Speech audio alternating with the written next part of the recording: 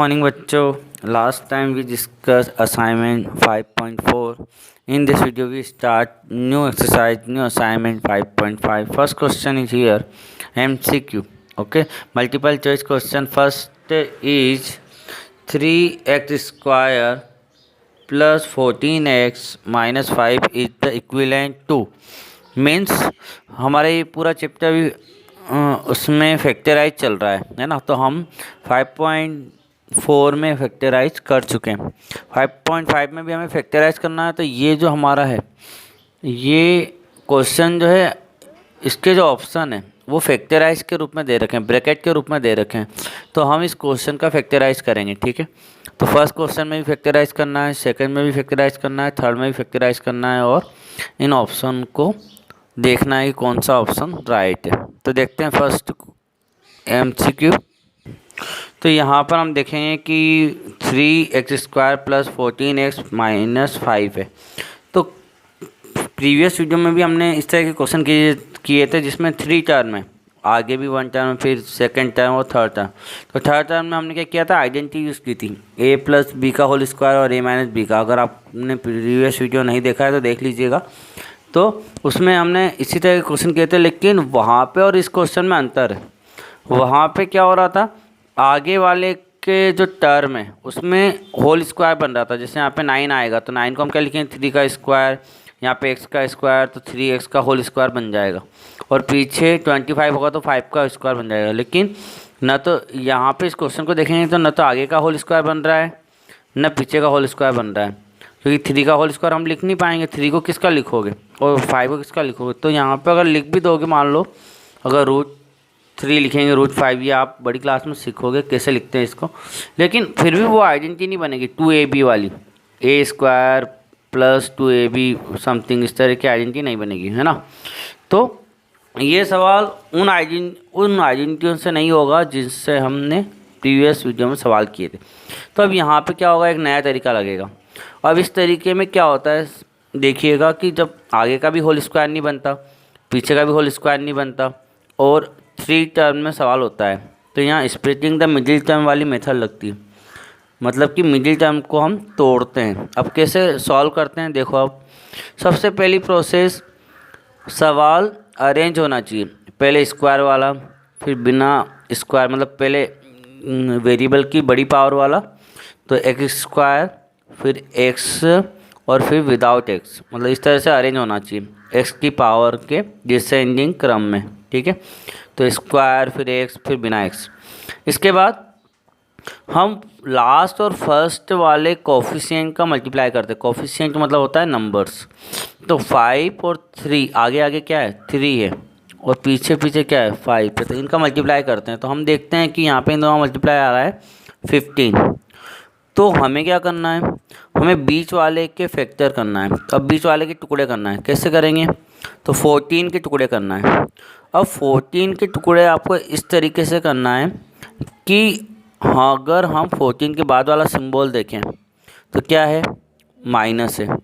तो 14 के फैक्टर इस तरीके से करना है कि बाद वाले सिंबल के अकॉर्डिंग, मतलब कि माइनस के अकॉर्डिंग माइनस करें तो 14 आ जाए, और जिन दो संख्याओं को माइनस कर रहे हैं उनका अगर मल्टीप्लाई करें तो 15 आ जाए। क्यों, क्योंकि हमारा फर्स्ट और लास्ट का मल्टीप्लाई क्या आया, 15। तो जिनको माइनस कर रहे हैं उनका मल्टीप्लाई 15 भी आना चाहिए, और माइनस करने पर 14 आना चाहिए, 20 वाला नंबर आना चाहिए।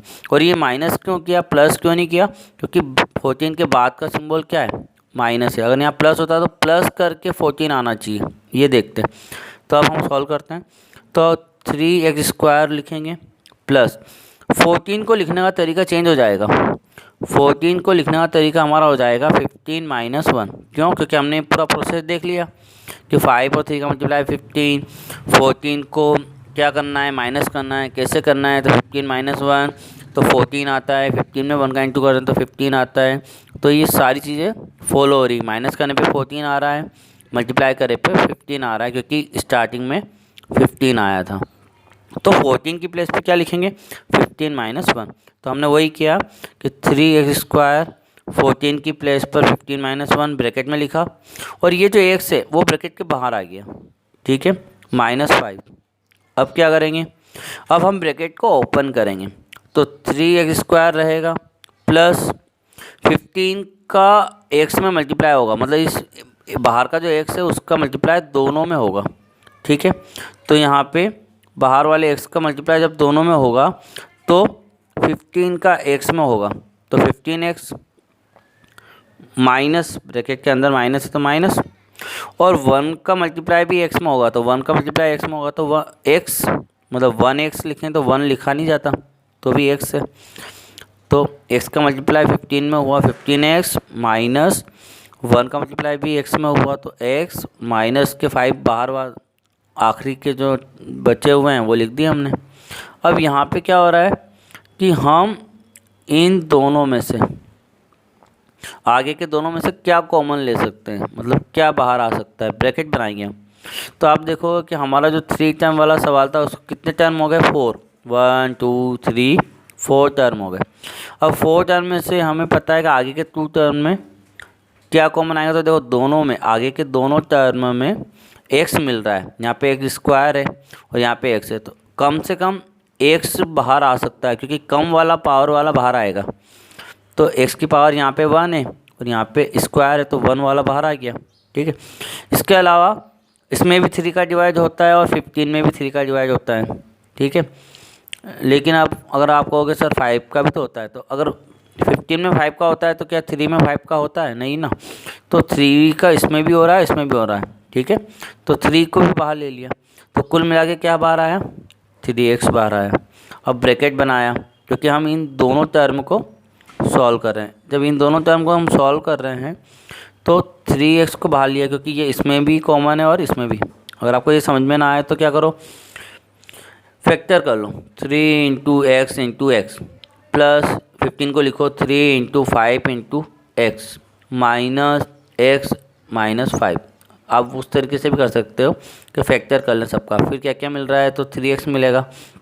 तो आगे वाले में क्या बचेगा, 3 बाहर आ गया, स्क्वायर में से x बाहर आ गया तो एक x बचा, प्लस अब यहाँ पे 15 है तो 15 में से 3 बाहर आया, तो 15 में से 3 बाहर आया मतलब ऐसा नहीं माइनस कर देंगे, जो बाहर आता है कॉमन आता है उसका डिवाइड होता है। तो इस 3 को हमें पता है कि 3 का भाग जाता है इसमें 15 में, तो हम 3 को जब कॉमन ले रहे हैं तो 3 का डिवाइड करेंगे 15 में, तो कितना, हाउ मेनी टाइम्स, 5 टाइम्स, तो 5 लिखेंगे।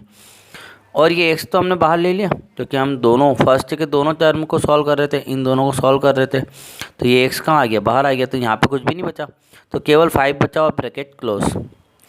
ब्रैकेट क्लोज इसलिए किया क्योंकि हमने केवल फर्स्ट दोनों टर्म की बात कही है। अब नेक्स्ट के दोनों टर्म बचे हुए हैं -x और -5।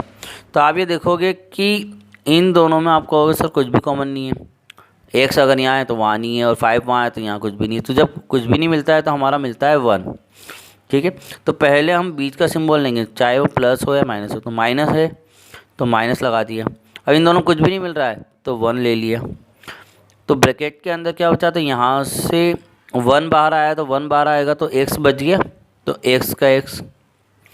अब है ना, एक बात ध्यान देना कि जब भी हम ब्रैकेट बनाते हैं और उसके बाहर अगर हम माइनस का सिंबल लेते हैं तो ब्रैकेट के अंदर का सिंबल चेंज हो जाता है। तो हमने ये माइनस बाहर लिया था, ये x के आगे का माइनस यहाँ पे लिखा, फिर हमने 1 कॉमन लिया तो ये माइनस कहाँ रह गया, बाहर रह गया ना, ब्रैकेट के बाहर रह गया, तो ब्रैकेट के अंदर का सिंबल चेंज हो जाएगा, मतलब बाद का जो सिंबल है वो चेंज हो जाएगा। वो माइनस था तो क्या बन जाएगा, प्लस बन जाएगा, क्योंकि ब्रैकेट के बाहर माइनस चला गया तो वो माइनस क्या बन जाएगा, प्लस बन जाएगा। अब इस 5 में से 1 बाहर आया तो 5 का 5। ठीक है, तो ये दोनों ब्रैकेट सेम बनना ज़रूरी है, तो x + 5 और ये x + 5, तो दोनों ब्रैकेट सेम आ गए। तो जब दोनों ब्रैकेट सेम आते हैं तो उनको एक बार लिखते हैं, तो x + 5 हो गया। अब नया ब्रैकेट जो बनाएंगे उसमें हम आगे के जो लिखे हुए हैं वो लिखेंगे, तो 3x और माइनस का 1, तो 3x - 1। तो ये हमारा फैक्टराइज हुआ क्वेश्चन का और इसके अकॉर्डिंग हमारा ऑप्शन सी इज करेक्ट। तो बच्चों ये मेथड लगेगी हमारी पूरी एक्सरसाइज में। तो इस क्वेश्चन को हमने अच्छे से किया है। अगला क्वेश्चन देखते हैं। सेकंड MCQ है, the factorise of x² + x - 12 is. इसका फैक्टराइज क्या होगा, वो हम बताते हैं। तो यहाँ पे हमारे पास जो है x square plus x minus 12 आया, तो ये भी सीक्वेंस से जमा हुआ है, स्क्वायर वाला फिर एक्स फिर बिना एक्स। अब इसके फैक्टराइज करने के लिए आगे का तो स्क्वायर है लेकिन पीछे का स्क्वायर बनेगा नहीं, तो आइडेंटिटी वो वाली नहीं लगेगी जो हम प्रीवियस वीडियो में लगा चुके हैं। तो यहाँ पे हमें वही करना है, फर्स्ट और लास्ट का मल्टीप्लाई। तो यहाँ आगे कुछ भी कोफिशिएंट नहीं है तो यहाँ पर 1 मानेंगे, एक्स स्क्वायर के आगे क्या नहीं है तो 1 है, और पीछे 12 है, तो 12 और 1 का मल्टीप्लाई किया तो क्या आया 12 आया। ठीक है, अब बीच में क्या है तो एक्स के आगे क्या है, एक्स के आगे कुछ भी नहीं है मतलब कि 1 है, तो बाद का सिंबल क्या है माइनस है, तो माइनस करने पर 1 आ जाए और मल्टीप्लाई करने पे क्या आ जाए 12, क्योंकि हमारा फर्स्ट और लास्ट का मल्टीप्लाई 12 आ रहा है। तो हम जानते हैं 4 और 3 का मल्टीप्लाई करते हैं 12 आता है, और 4 और 3 से माइनस करते हैं तो 1 आता है। तो इस 1 की जगह पर, इस x के साथ जो 1 है इसकी जगह पर हम क्या लिख सकते हैं 4 माइनस 3, क्योंकि माइनस करने पर 1 आना चाहिए। तो हमने स्टार्ट किया, नेक्स्ट स्टेप एक्स स्क्वायर लिखा प्लस यहाँ पे जो 1 लिखा हुआ है एक्स के आगे कुछ भी नहीं है तो 1 है, 1 को हमने चेंज करके क्या लिखा 4 माइनस 3। क्यों लिखा पता है ना, क्योंकि बाद का सिंबल माइनस है और 12 लाना है, और एक्स बचा हुआ है तो एक्स ब्रैकेट के बाहर आएगा, केवल हम नंबर को ब्रैकेट के अकॉर्डिंग लिखते हैं। फिर एक्स बाहर आ गया -12, अब इसे एक्स का मल्टीप्लाई करें तो एक्स स्क्वायर प्लस 4 का एक्स में मल्टीप्लाई हुआ 4x माइनस, और 3 का भी एक्स में मल्टीप्लाई होगा तो 3x माइनस 12। तो हमारा 3 टर्म वाला जो सवाल है वो 4 टर्म में कन्वर्ट हो गया। अब हम कॉमन लेंगे तो आगे वाले दोनों देखो, तो आगे वाले में से एक्स स्क्वायर यहाँ है, एक्स यहाँ है, तो एक्स तो मिल रहा है और नंबर तो कोई मिल नहीं रहा है क्योंकि आगे कोई नंबर नहीं है, तो एक्स कॉमन आया। तो स्क्वायर मतलब 2 बार एक्स में से एक बाहर आ गया तो एक अंदर बचा ब्रैकेट के अंदर, प्लस एक्स बाहर आ गया तो क्या बचा 4, तो 4 बचा तो एक ब्रैकेट क्या बना x प्लस 4 और ब्रैकेट क्लोज, क्योंकि हमने केवल दोनों ही को साथ में लिया था। अब इन दोनों को साथ में लेंगे, अब यहाँ पे क्या आ रहा है माइनस आ रहा है तो माइनस लगा दिया। अब हम जानते हैं 3 में 3 का जाएगा और 12 में भी 3 का जाएगा, तो इन दोनों टर्म में से 3 कॉमन आ रहे हैं, 3 का डिवाइड हो रहा है तो 3 कॉमन आ गया, तो माइनस बाहर ले लिया 3 कॉमन आ गया, तो ब्रैकेट के अंदर क्या बचा, तो आगे वाले से देखो आप 3 भी बाहर आ गया माइनस भी बाहर आ गया, तो केवल x बचा है तो x अंदर आ गया। अब मैंने बताया था जब भी माइनस को बाहर कॉमन लेंगे तो नेक्स्ट सिंबल जो है वो चेंज होगा, तो माइनस की जगह पे क्या हो जाएगा प्लस, और 12 में से 3 बार आया तो माइनस नहीं करेंगे, 12 में से 3 बार आए तो 3 को घटा दो तो 9 बचे, ऐसा नहीं, बाहर आया मतलब कॉमन लिया, और कॉमन लिया मतलब डिवाइड करेंगे, तो 3 कॉमन लेंगे तो 12 में 3 का डिवाइड करें तो 4 टाइम, तो ये ब्रैकेट और ये ब्रैकेट सेम बन गया, तो इसको हम एक बार लिखेंगे तो x प्लस 4 और एक ब्रैकेट में लिखेंगे x माइनस 3, तो x माइनस 3, तो ये हमारा फैक्टराइज हो गया, तो ऑप्शन ए इज़ करेक्ट। तो ये हमारा सेकंड ऑप्शन MCQ हो गया। थर्ड MCQ देखते हैं, on factorisation of x square plus 8x minus 33 one of factor given is x minus 3 the other factor is. तो हमें ना जानते हैं इस क्वेश्चन के हम फैक्टराइज करते हैं तो 2 फैक्टर आते हैं, 2 ब्रैकेट में सवाल आते हैं है ना, तो ये फर्स्ट वाला ब्रैकेट भी फैक्टर होता है और सेकंड वाला भी फैक्टर होता है। तो इस क्वेश्चन का हमें फर्स्ट फैक्टर दे रखा है, मतलब एक ब्रैकेट हमें दिया है और दूसरा ब्रैकेट इन में से सभी में से कौन सा रहेगा वो हमें निकालना है। तो सॉल्व करते हैं हम, मतलब कुल मिला के हमें इसका फैक्टराइज करके देखना है कि फैक्टराइज का आंसर क्या आता है। उसमें से एक आंसर तो ये आएगा और एक और ब्रैकेट आएगा, तो वो कौन सा रहेगा। X square plus 8x minus 33, तो यहाँ पे हम क्या करेंगे लास्ट और फर्स्ट का मल्टीप्लाई करें तो फर्स्ट में क्या है कुछ भी नहीं है तो 1 और 33 का मल्टीप्लाई करेंगे तो क्या हुआ 1 और 33 आया।